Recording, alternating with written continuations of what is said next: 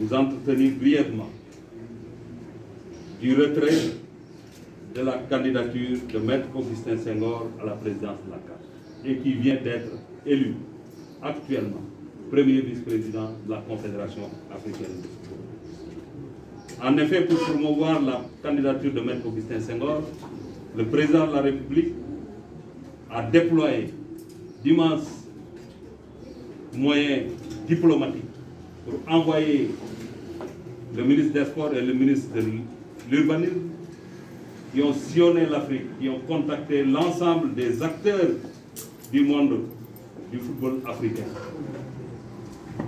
Mais rappelez-vous, lors de la première audience avec le président de la République, le président Augustin Senghor, quand il est sorti du bureau du président de la République, il a déclaré, je le cite, ma candidature est une candidature d'unité. C'est une candidature panafricaine. Cela démontre de l'engagement du pays, le Sénégal, à travailler, à consolider l'unité africaine. Et c'est dans ce sens qu'on a fait le tour de l'Afrique.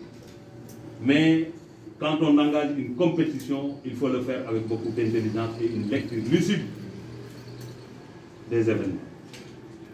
Et la semaine passée, nous avons engagé, après une lecture lucide de ce qui s'est passé, et vouloir sauver le football africain qui traverse effectivement des moments difficiles. Nous avons convenu, l'ensemble des acteurs qui étaient dans la campagne, d'engager les pourparlers pour aller vers ce qu'on appelle le protocole de Rabat. Et ce protocole de Rabat consacre aujourd'hui notre vice-président, le premier vice-président de la CAF, ce qui est une première. Et rappelez-vous que c'est la première fois qu'un Sénégalais, un président de fédération, est candidat à la présidence de la CAF. Et c'est la première fois aussi que le Sénégal occupe ce niveau de responsabilité au niveau de la gestion du football africain. On nous dira, on nous opposera, que vous étiez engagé pour la présidence, mais vous êtes au niveau de la première vice-présidence. Soit.